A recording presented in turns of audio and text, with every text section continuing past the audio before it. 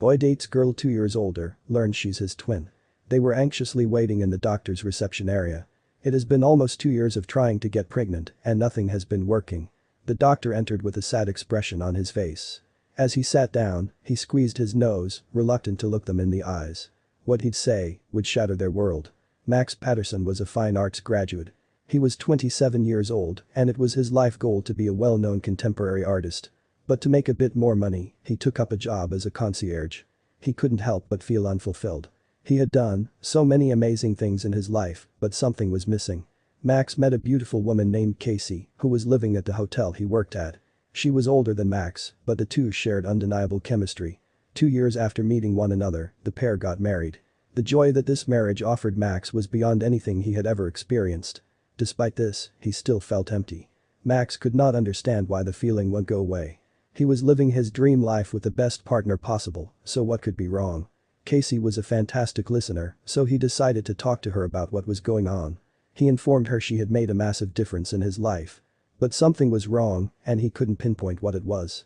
Casey listened intently and responded with, "I have been feeling that way as well." Max felt relief wash over him.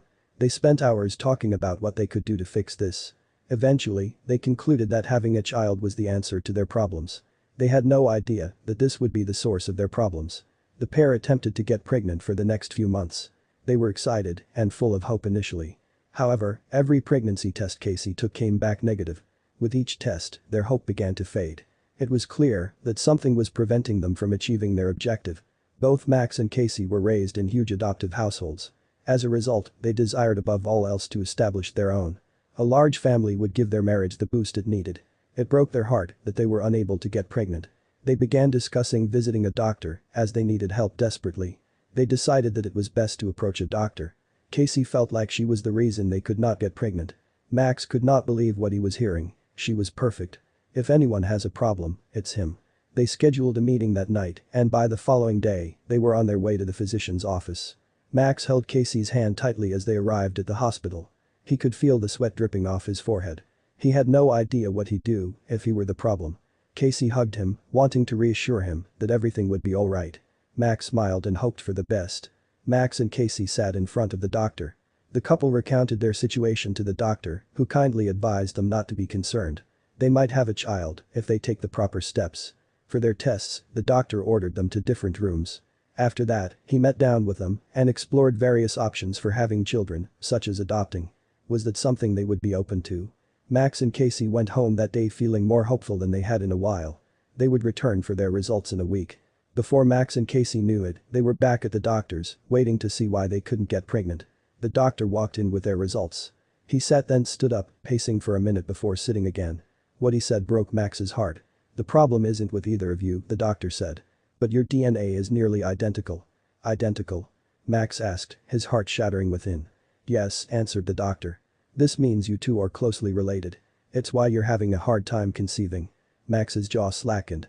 He turned to Casey, seeing the crystalline tears that streamed down her face. His heart broke for the second time that morning. "Cousins?" she asked, and the doctor shook his head. The doctor took a deep breath and handed the couple their files. "You two are twins," he said. "Impossible," Casey choked. "She's older than me by 2 years," Max said, trying his best to keep his composure. He wrapped his hands around Casey, squeezing tight. "How is this possible, doctor?" he asked, his sight hazy with tears. "Well," the doctor leaned forward. "You two were adopted into your families, correct?" "Correct," Casey said, and Max nodded.